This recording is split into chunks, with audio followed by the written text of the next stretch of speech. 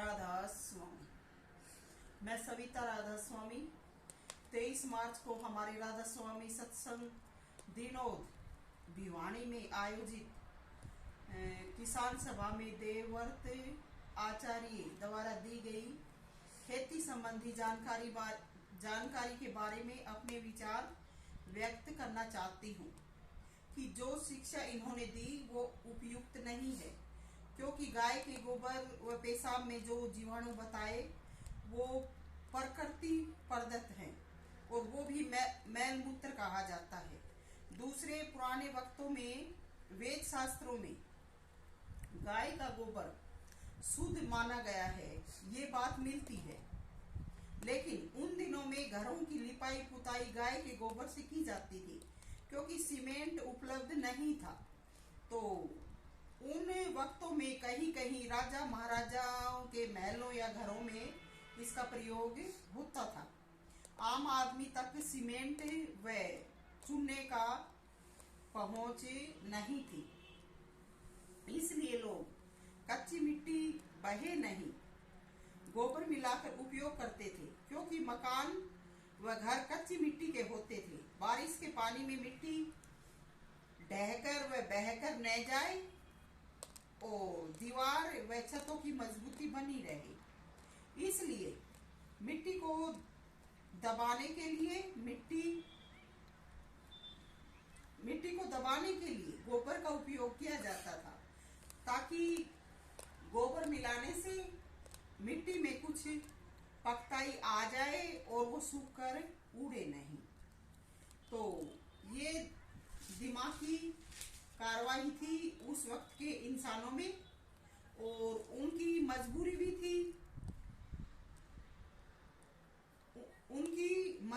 थी, इसीलिए उन्होंने गोबर का उपयोग किया और गोबर की पूजा की, क्योंकि उन दिनों में गोबर से जो काम लिया गया तो ये एक बहुत ही महत्वपूर्ण चीज मानी गई थी।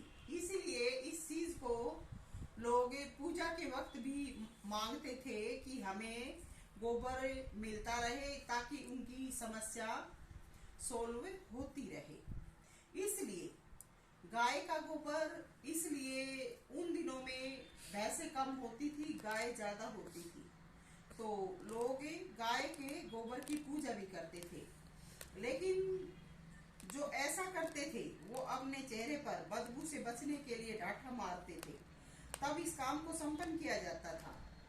हाँ, गाय का दूध भी गुणवत्ता से भरा है, गुण संपन्न है, क्योंकि गाय को हल्का भोजन दिया जाता है। हरी घास सबसे हल्की होती है, इसलिए हरी घास खाने की वजह से गाय का दूध भी हल्का होता है।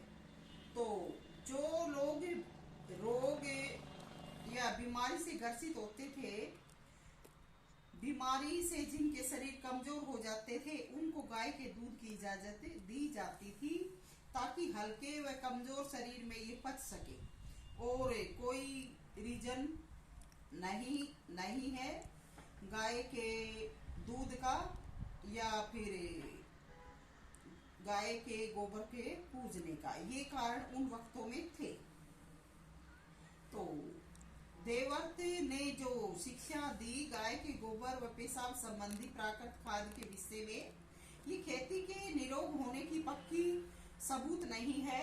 यूं तो किसी भी चीज का असर एकदम से नहीं होता, हर चीज का असर धीरे धीरे होता है।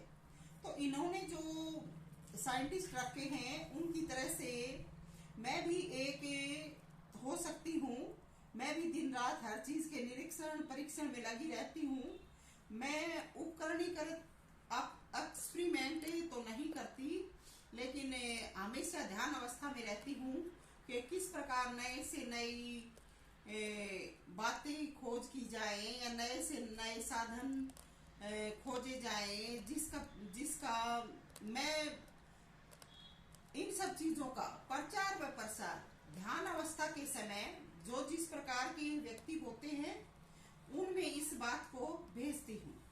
तो मैं भी हमेशा ध्यान अवस्था में निरीक्षण परीक्षण में लगी रहती हूँ ताकि अच्छी अच्छी बातें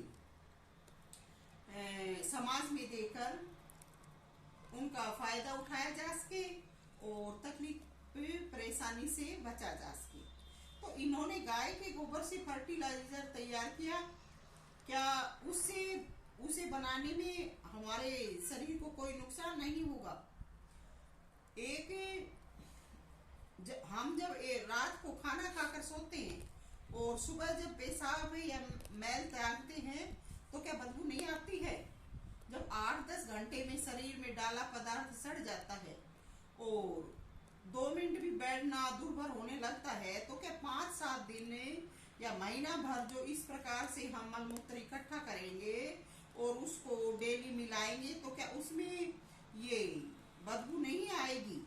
और फिर उसमें शक्कर आटा डालेंगे, वो कितना कितना सड़नदार और बदबूदार होगा।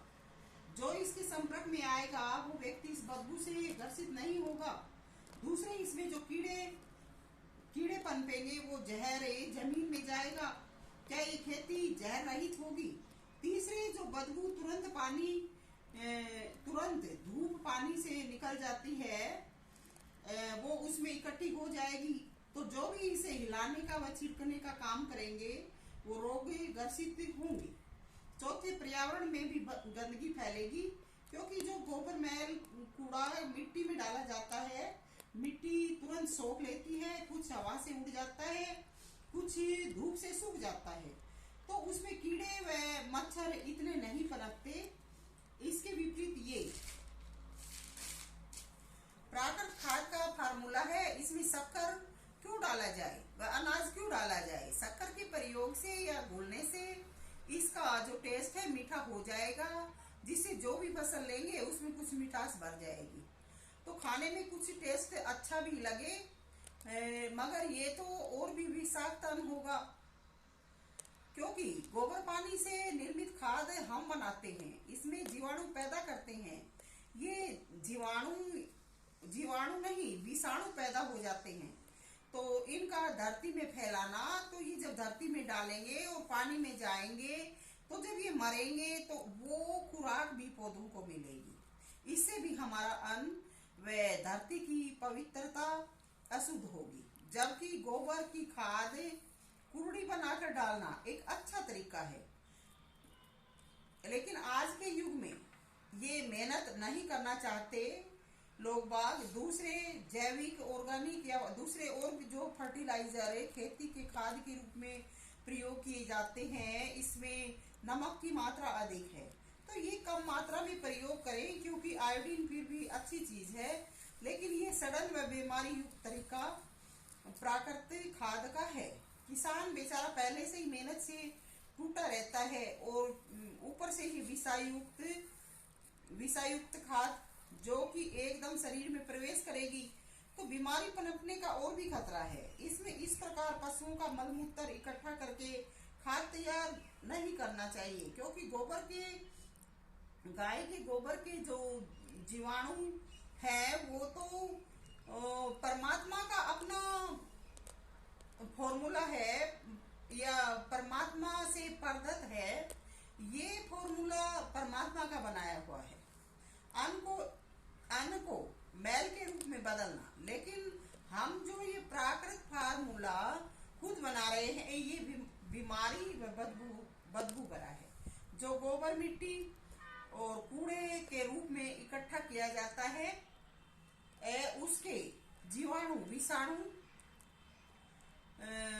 उसमें जीवाणु विषाणु व कीटाणु भर जाते हैं, और हमारी जो खेती की जमीन होती है, अन्न जिसमें पैदा करते हैं, उस जमीन में जाने पर इनका जहर भी फैलता होगा। तो ये प्रकृति का अपने आप गलने सड़ने का जो तरीका है, ये हमारे प्राकृतिक खाद से ज्यादा बेटर है, क्योंकि इससे बदबू पैदा नहीं होती, और बदबू जो इसमें होती है वो परमात्मा के तरीके से ही खत्म भी हो जाती है। लेकिन हम जो फॉर्मूला बना रहे हैं ये तो बहुत ही हानिकारक प्रभाव इंसानों पर और फसल पर डालेगा। बाकी फसल का कम या ज्यादा होना परमात्मा के हाथ है। एक आजकल हम स्वादु भी ज्यादा हो गए हैं, हमारी जीभा बिगड़ चुकी है। स्वाद चाहिए, चाहे कितना भी नुकसान उठाना पड़े, क्योंकि मालिक के नाम की जाना नहीं करते। परमात्मा चाहे तो क्या से क्या प्रसाद बना देवे, तो हमें सब स्वाद मालिक की भक्ति व गुणगान में मानना चाहिए। तो किसी भी प्रकार की खाद मिट्टी के अनुसार, वहाँ के स्थान और जलवायु के अनुसार उपयुक्त है, और जो भी अपनी समझ के अनुसार प्रयोग करते हैं, जैसा उपयुक्त लगता है वही करना चाहिए। किसी भी चीज की अवहेलना प्रकृति इजाजत नहीं देती। अपनी अपनी अपने तरीके बताने चाहिए, किसी को बाध्य नहीं करना चाहिए। किसी चीज के बारे में बताया, उसका परिणाम आने से पहले शपथ लेना व दिलाना परमात्मा के नियम के विरुद्ध है। राधा स्वामी आश्रम दिनोद भिवानी सच्चे मालिक की बंदगी का आह्वान करता है व कराता है। तो रोजी का संबंधी बातें सबके जीवन स्थान व जलवायु के अनुसार भिन्न है। ये तो हम समाज दुनिया में कहीं भी, आज जहां भी देखो, प्रकृति के हर स्थान पर ज्ञान का प्रचार व प्रवाह किया जा रहा है। किसी भी नाम के स्थान पर या नाम के जिज्ञासु से ये शपथ मनवाना गलत है। अपना प्रचार करना अलग बात है। तो मैं सविता आपकी इस राय से सहमत नहीं हूँ। आप अपना प्रचार करें, किसी से भी करवाएं, ये अलग बात है।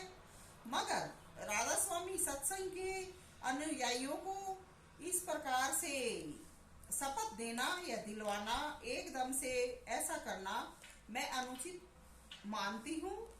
तो आप हमारे आश्रम में बार बार आए, मगर आश्रम में अपने आप को परमात्मा के भगत या सेवक बनाकर पेश करें, न कि इस प्रकार की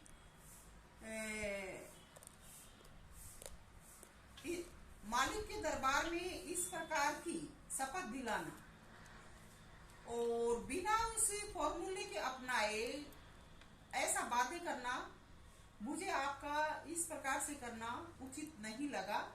इसके लिए मैं आपसे क्षमा भी चाहूंगी। लेकिन फिर भी मैं भी एक सत्संगी होने के साथ साथ समाज सेवी भी हूँ, और राधा स्वामी सत्संग दिनोद की जो मर्यादा है वो परमात्मा ने मेरे कंधों पर डाली हुई है। इसलिए मैं आपसे ये कहना चाहूंगी कि आए और मालिक के भजन सत्संग सुने, और आप भी अपनी रुचि परमात्मा की तरफ लगाएं, बढ़ाएं। खाना पीना मालिक जो जैसा देता है। अगर खाने के ऊपर बात करें तो मीराबाई ने जहर पिया था और जहर का अमृत हो गया। तो ये खेती संबंधी बातें, खेतों में क्या जहर पैदा होता है, अन्न पैदा होता है, ये सब परमात्मा की देन है। परमात्मा जिसको जैसा देता है वैसा कर्म के अनुसार उचित है। और अगर अच्छे कर्म करेंगे तो जहर भी प्रसाद बन जाएगा। किसी भी खाद या पानी की या किसी व्यक्ति की क्या मजाल कि वो उसमें अपना असर डाल सके। तो सभी को राधा स्वामी।